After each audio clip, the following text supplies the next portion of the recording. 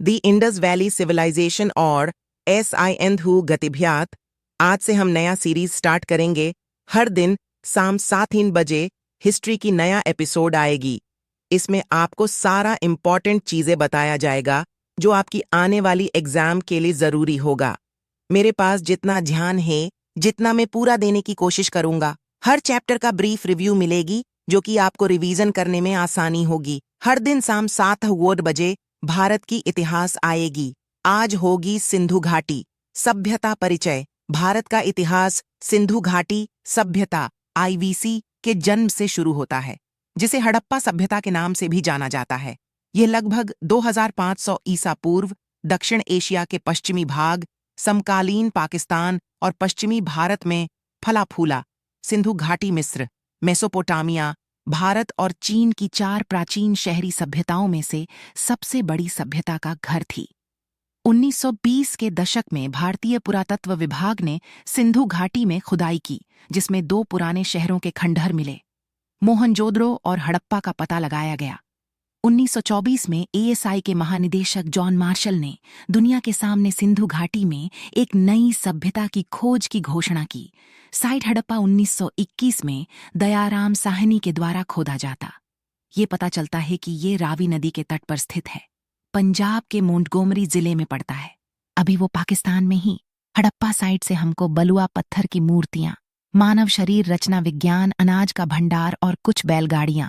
इसको नोट करना कि क्या मिला है, ये इंपॉर्टेंट है। एग्जाम में पूछता है। ये पहला साइट ही सिंधु घाटी सभ्यता की, इसलिए सिंधु घाटी सभ्यता को हड़प्पा सभ्यता भी बोला जाता है। अब चलते ही दूसरे साइट की और हमारी दूसरी साइट है मोहनजोदारो, जो कि 1922 में RD बनर्जी के द्वारा खोदा गया था। मोहनजोदड़ इंडस नदी तट पर स्थित था, जो कि लरकन जिले पड़ता ही, जो कि आज पंजाब पाकिस्तान में पड़ता है। मोहनजोदड़ो में बहुत सारी चीजें मिला था, जैसे कि बढ़िया स्नान, धान्यागार, कांस्य नृत्य, पशुपति महादेव की लड़की मुहर, दाढ़ी वाले आदमी की स्टीटाइट मूर्ति और बुने हुए कपास का एक टुकड़ा। मोहनजोदड़ो को उस समय का शहर बोला जाता था। बहुत उन्नतिशील साइट था। अब चलते हैं हमारी तीसरी साइट पर, जो कि है सुतकागेंडोर।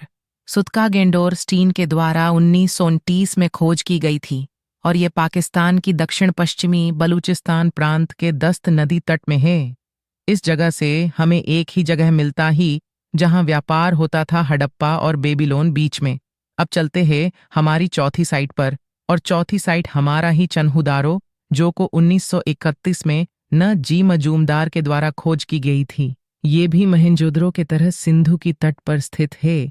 यहाँ से हमें मन के बनाने वाले दुकान, एक बिल्ली का पीछा कर रहे कुत्ते के पद चिन्ह मिलता है। अब हम चलते हैं पंचीबी साइट पर चलते हैं, जो कि है लोथल।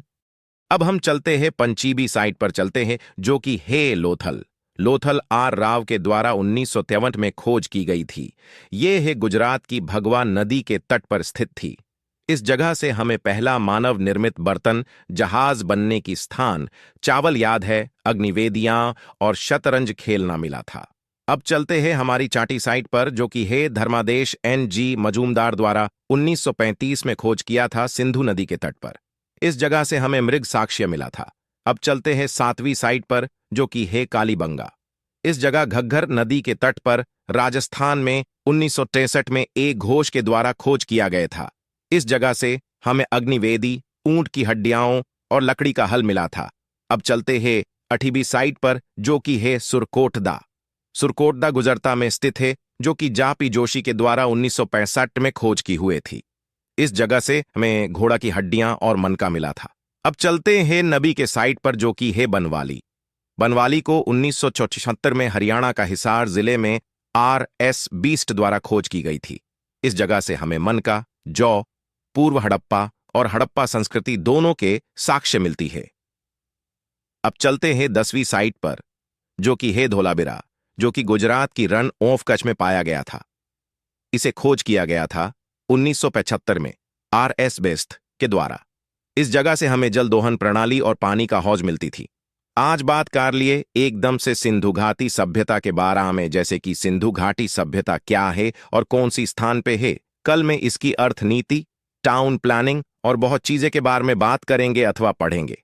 आपको सारे चीज बताने के लिए कोशिश करूंगा, जैसे कि कोई क्वेश्चन आपकी ना छूट जाए एग्जाम में। जल्दी से सब्सक्राइब करके और लाइक करके रखो।